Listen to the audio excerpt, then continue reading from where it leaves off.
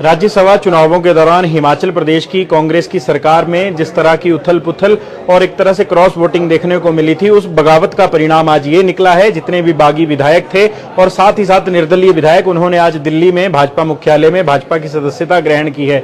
जो कांग्रेस के 6 बागी थे, उनमें से एक बागी सुधीर शर्मा के करीबी नेता और ज्वालामुखी के विधायक संजय रतन हमारे साथ हैं। सुधीर शर्मा तो आपके काफी करीबी माने जाते रहे हैं, आपने मनाने का प्रयास नहीं किया? बिल्कुल, सुधीर शर्मा जी हमारे मित्र हैं और हमारे पारिवारिक संबंध हैं। उनके पिताजी कांग्रेस पार्टी के अध्यक्ष थे और हिमाचल प्रदेश सरकार में मंत्री थे। राजा वीरभद्र सिंह जी जब मुख्यमंत्री थे, उनके बहुत करीबी थे, उनके सहयोगी थे और परिवार के साथ हमारे संबंध अच्छे। लेकिन राजनीति अपनी अपनी है, परिवार के साथ संबंध एक अलग चीज़ है, मित्रता एक अलग चीज़ है। हमने उनसे बात की थी कि अगर आपकी कोई भी छोटी मोटी बात है तो उसको बैठ के जो है वो सुलझा लिया जाए और पार्टी छोड़ने का इतना बड़ा निर्णय जो है वो ना करें। लेकिन उन्होंने कहा कि हमने ये अपना निर्णय ले लिया है, हम वापस नहीं आ सकते।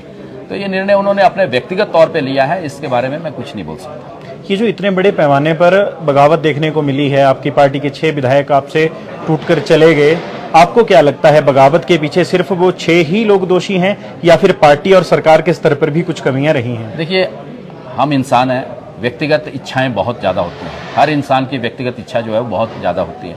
हो सकता है कि उनकी व्यक्तिगत इच्छा इतनी बढ़ गई हो इन 6 लोगों की कि वो उन लोगों को लगा हो कि हमारा जो है वो पार्टी में जो है, इस कांग्रेस पार्टी में जो है वो इच्छाएं हमारी पूरी नहीं हो सकती। उन्होंने ऐसा प्रयास किया कि हमें दूसरी जगह शायद इससे बहुत ज़्यादा मिलेगा। लेकिन मैं ये दावे के साथ कह सकता हूं कि जो कुछ यहाँ कांग्रेस पार्टी से उन्हें मिला, आज इस मुकाम पर ये पहुंचे हैं तो कांग्रेस पार्टी की वजह से पहुंचे हैं। सुधीर शर्मा जी AICC के सेक्रेटरी है, सुधीर शर्मा जी कैबिनेट के मिनिस्टर रहे हैं, 2012 से 17 के बीच में मिनिस्टर रहे, उससे पहले CPS रहे, चौथी बार वो विधायक बने। अपना चुनाव क्षेत्र उनका रिजर्व हो गया, दूसरे चुनाव क्षेत्र में आके धर्मशाला से वो चुनाव जीते हैं। तो ये कांग्रेस पार्टी की वजह से जीते हैं। तो कांग्रेस पार्टी ने बहुत कुछ दिया, लेकिन उनके हो सकता है कि उनकी सोच में ऐसा फर्क आया हो कि मुझे यहाँ पे जो है वो आज के समय में कम मिल रहा है, मुझे दूसरी जगह पे, और उनको कुछ लोगों ने प्रलोभन दिया होगा कि भाई आप यहाँ से अगर वहाँ आएंगे तो आपको और ज़्यादा चीज़ें हम देंगे। तो उस इच्छा को पूरी करने के लिए वो लोग 6 लोग जो है वो बाहर गए। प्रलोभन देने की बात सरकार भी कह रही है, कांग्रेस पार्टी भी कह रही है। सवाल ये है, ना पार्टी अपनी कमियों की बात कर रही है, ना सरकार अपनी कमियां गिना रही है। ऐसे में सवाल ये है, आपने ही उनकी उपलब्धियां गिनवाई, CPS थे, मंत्री थे, कांग्रेस के राष्ट्रीय सचिव भी थे। इतने बड़े पदों के बावजूद किसी नेता का जाना छोटी बात तो हो नहीं सकती। देखिए, लोकतंत्र की हत्या करने का प्रयास जो है भारतीय जनता पार्टी कर रही है।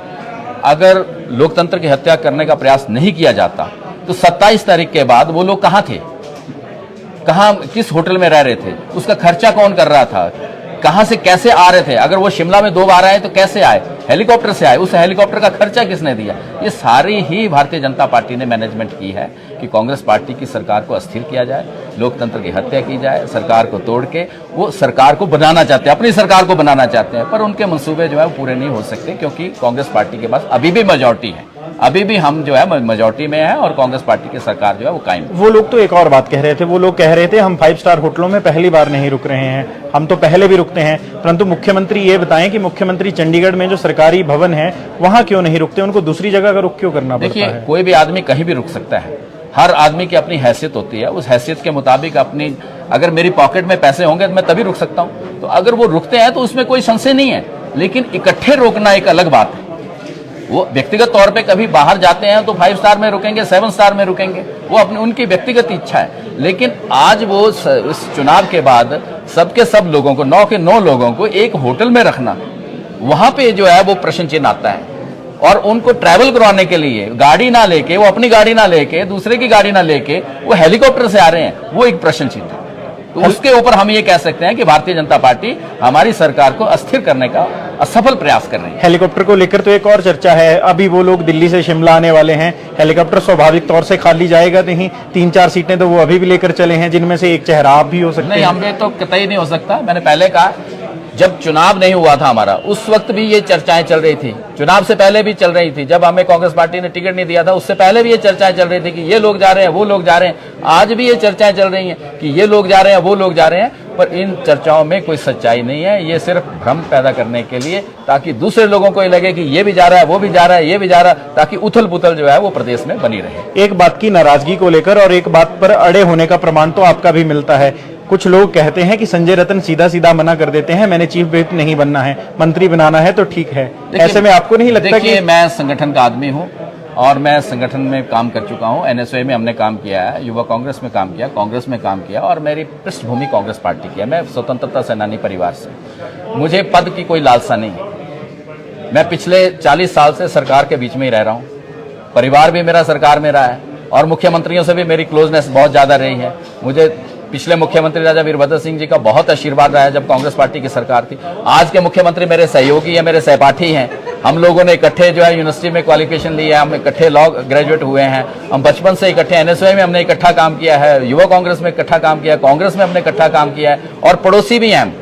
दरिया के पार मेरा चुनाव क्षेत्र है, दरिया के पार उनका चुनाव क्षेत्र है। तो मुझे किसी पद की लालसा नहीं है, मेरे सारे काम हो रहे हैं, सब है। और ये मुख्यमंत्री के ऊपर निर्भर करता है और हमारी कांग्रेस हाईकमांड के ऊपर निर्भर करता है कि मुझे क्या जिम्मेवारी देनी है। जो भी मुझे जिम्मेवारी देंगे मैं बखूबी निभाऊंगा। मंत्री ना बनने का जो आपका दर्द है उसको सीने में दबा के रखेंगे या जाहिर भी करेंगे? नहीं, मेरे को कोई दर्द नहीं है। मुझे मंत्री बनाएंगे तो मैं अपने आप को सौभाग्यशाली समझूंगा और मैं काम करूंगा। अगर मुझे मौका देंगे तो मैं काम करूंगा।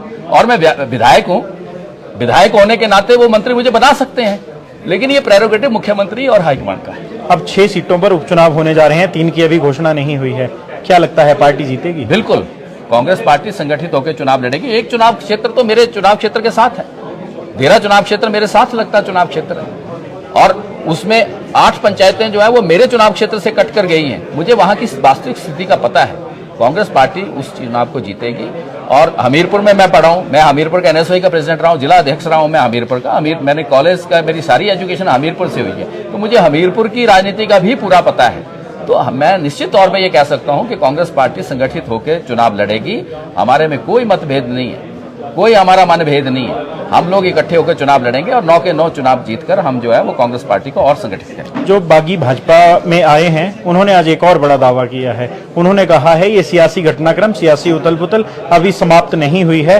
हमारे संपर्क में कांग्रेस पार्टी के और भी कई विधायक हैं। देखिए, ये तो जनता में अफवाह फैलाने की बात है। मैंने पहले कहा कि अगर ऐसा है, अगर उनके संपर्क में है तो उनको ले जाए ना, वो जग जाहिर करें, पब्लिक में लेके जाएं। 6 लोग गए तो 10 क्यों नहीं चले गए? 6 ही क्यों गए? उनके साथ कोई व्यक्ति नहीं है। वो एक सिर्फ लोगों के बीच में भ्रम पैदा करना चाहते हैं कि ये भी हमारे साथ है, वो भी हमारे साथ। अब हम भी कह सकते हैं कि भारतीय जनता पार्टी के 6 लोग हमारे संपर्क में हैं, वो कांग्रेस पार्टी में ज्वाइन करना चाहते हैं। तो इन चीजों में कोई तथ्य जो है वो सही नहीं होते हैं। ना तो कोई विधायक जा रहा है, ना अभी हमारे पास कोई आ रहा है। हमारी पार्टी जो है वो संगठित है और हमारे जितने भी विधायक हैं वो सारे इकट्ठा हैं और हम लोग मेजॉरिटी में हैं। हमारी सरकार जो है वो बिल्कुल कायम है और 5 साल सरकार चलेगी। नेता प्रतिपक्ष तो कह रहे हैं आप तो सरकार मेजॉरिटी में होने का सिर्फ दावा कर रहे हैं, असल में सरकार अल्पमत में है। कैसे अल्पमत में? आप बताइए खुद मेरे को कि 6 सीटें जो है वो खाली हो चुकी हैं, 59 का हाउस हो गया। तो 59 में से आप लगा लीजिए 32 है, हम लोग 34 हैं। हम लोग मेजॉरिटी में, आज भी हम मेजॉरिटी में। और अगर 3 का रेजिग्नेशन हो जाता तो हाउस और रिड्यूस हो जाएगा, 59 पे हाउस आ जाएगा। तो हाउस जो है वो 59 भाई, वो तो 25 लोग हैं।